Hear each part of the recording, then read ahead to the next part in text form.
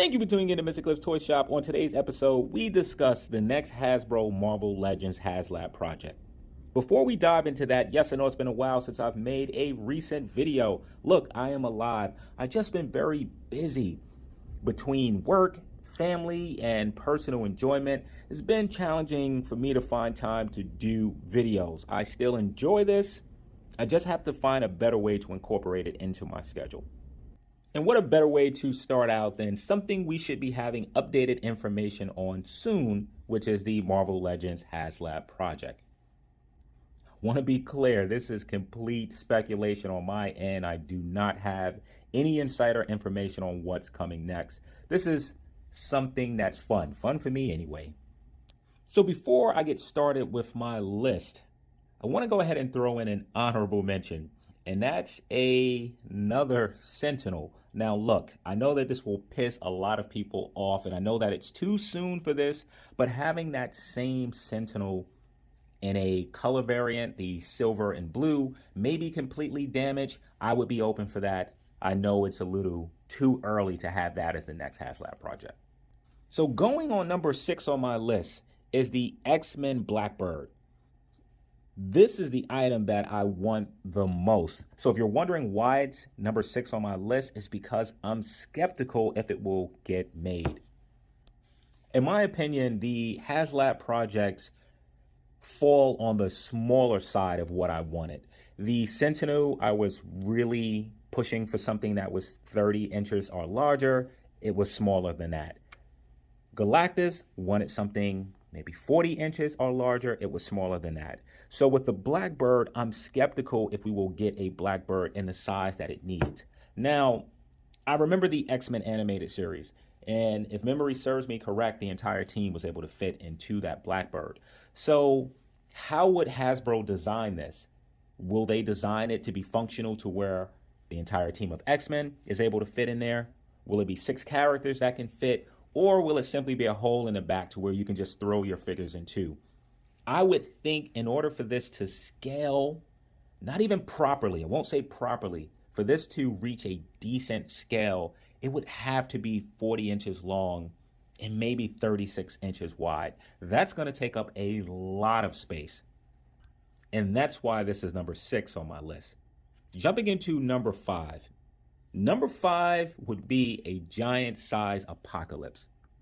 This is more of a want than something that I think that they will do. What brought me to this Apocalypse, other than the fact that I like Apocalypse, if you look at our first Hasbro Marvel Legends Haslab projects, we received the Sentinel, which Toy Biz did an amazing job with. We are now receiving a Galactus, another large figure, which Toy Biz did a great job with. And when it comes to Apocalypse, Toy Biz also did a large Apocalypse, which again, they did an amazing job with. So looking at those factors, I would say that there's a high probability that Apocalypse is coming sometime at some point. Don't know if that's this year. Very doubtful that it will be this year. But I know a lot of collectors wanted a larger Apocalypse. This will be a way to get him. So number 4 on my list would be XMen Mansion. Just like the Blackbird, I'm skeptical here. What gives me a little bit of optimism is that this will be a new entry. And I think if it's something that the Hasbro Marvel Legend team like is a new entry. So being able to give us this world building piece, this huge diorama to where we could go ahead and place our X-Men based characters. We can also use the Sentinel that came out a few years ago. Was it a few years? Last year? As an additional piece to that diorama. I think that that would work so well. The part that has me nervous is the scale. How large will this be? I'm looking at my table, which I assume is somewhere between 40 to 48 inches long. That looks like that would be a perfect base, and it's another probably 30 inches wide. So having something that fits those measurements, maybe with a height of 30 to 36 inches, would be a nice touch. This way we can have a few different rooms. this diorama would need to be fully functional. Maybe the roof opens, the windows are removable. And for everyone that's like, yeah, I don't think that's possible, Barbie does it. They have this huge playhouse. I think that this is something that can be done. It can be done properly. We've seen NECA do it with their diorama pieces. Of course, not in the scale and as detailed as the X Mansion would be, but there's a start. Number 3 on my list is Ant-Man or Goliath. If I'm going to be completely honest, I am not interested in either of these as a Haslab project right now.